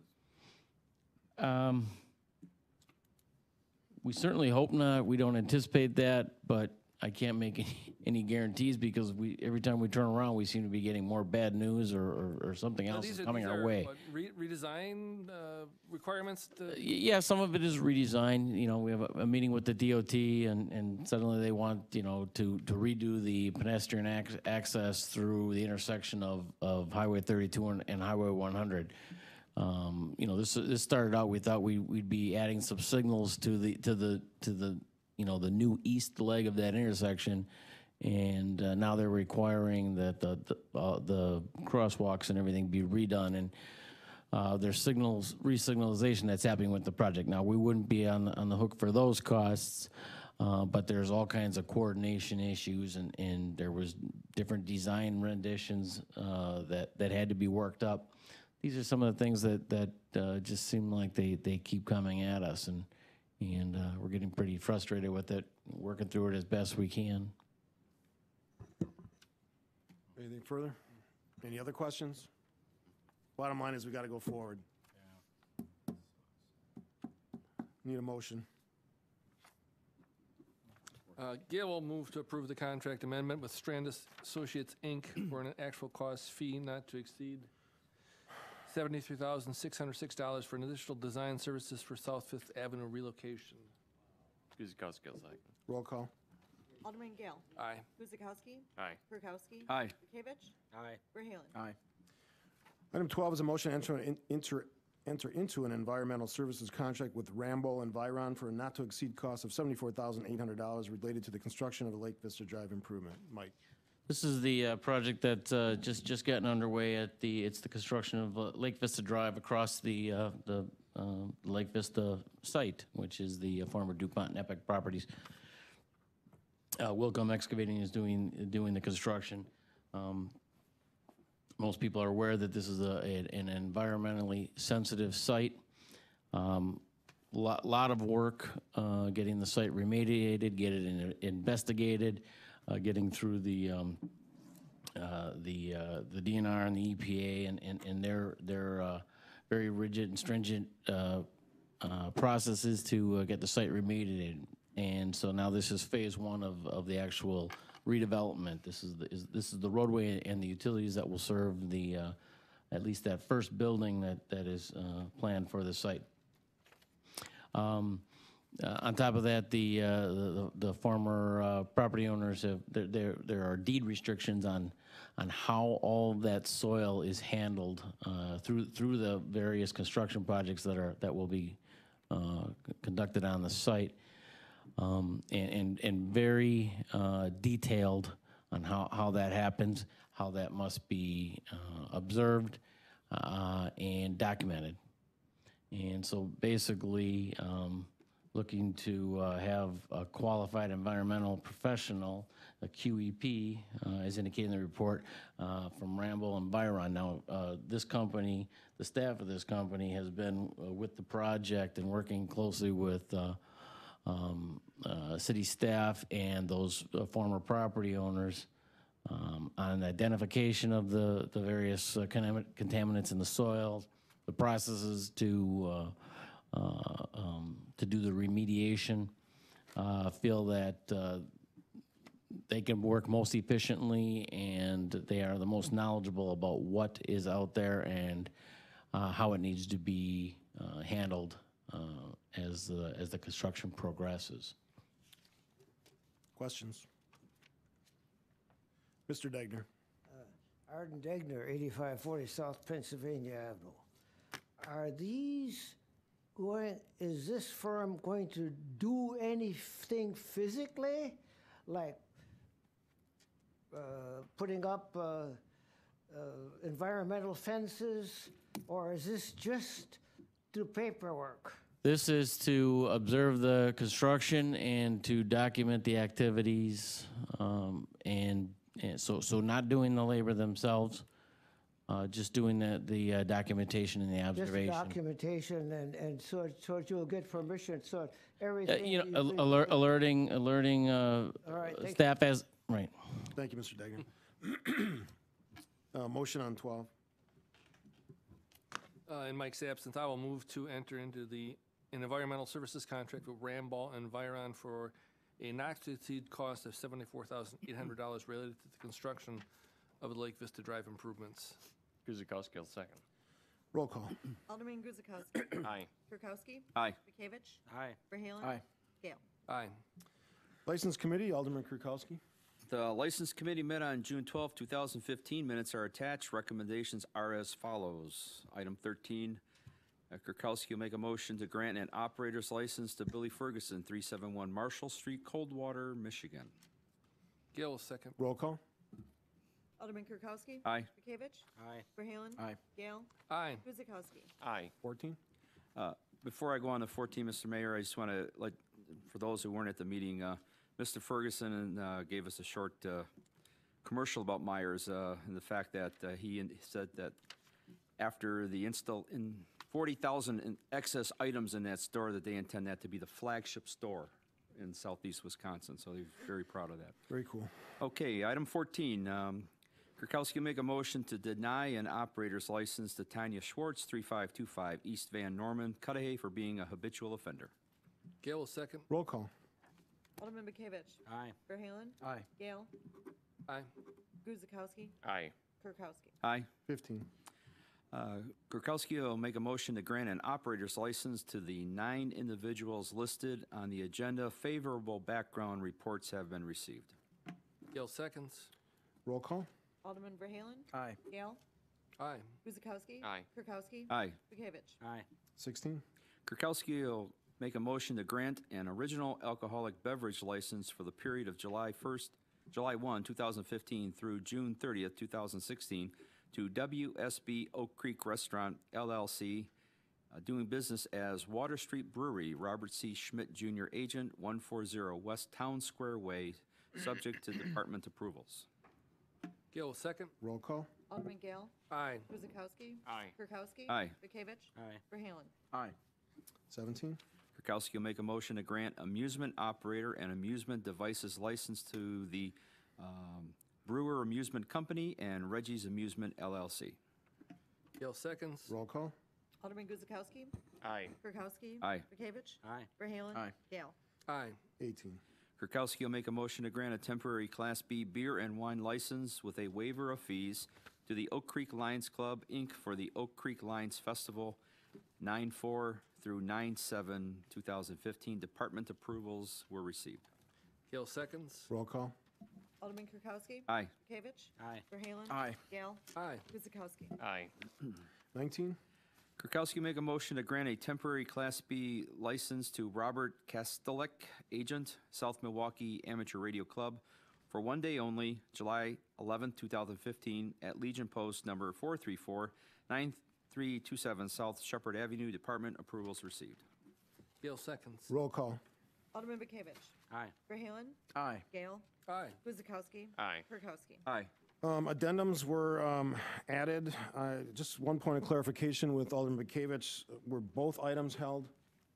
No, 21 wasn't. Okay, so I'm going to hold 20 pending a further discussion at Parks, which I will try to attend at their next meeting. So then we will hold 20, and we'll just go forward on 21 if someone makes a motion. Bekavich will make a motion to adopt resolution number 11625-061615, a resolution designating the park at Lake Vista project as Lake Vista Park. Verhaelen, second. Roll call. Alderman Verhaelen. Aye. Gale. Aye. Guzekowski. Aye. Kirkowski. Aye. Bekavich. Aye. Before I ask for a motion to adjourn, I just want to recognize the gentleman sitting to my right, who this is his last meeting. There aren't many people that, first of all, want to do this for 30 years, but to do it at the level he does, continues to do, and is just tremendous. I wouldn't be half the mayor I am without him, and certainly, I don't want to speak for anyone else, but the council wouldn't be half the council they are without his leadership, his intelligence, and everything that he does every day. So you will be missed, but you're not going anywhere. You're still going to be in Oak Creek, so I look forward to the future conversations when we're not sitting next to each other. I'll let you have the last word. Well, thank you, Mr. Mayor. I appreciate the kind comments. I'll just say this, and it's been an honor and a privilege to serve the citizens of Oak Creek for the past 30 years. I'll just leave it at that for right now. Well said. Motion to adjourn. Go ahead. Moved by Alderman Verhaelen, second by Kirkowski. I'll second. Roll call. Alderman Gale. Aye. Guzekowski. Aye. Kirkowski. Aye. Bekavich. Aye. Verhaelen. Aye. Thanks you for watching. Thanks for being here. We'll see you in 2 weeks. Have a good start to summer.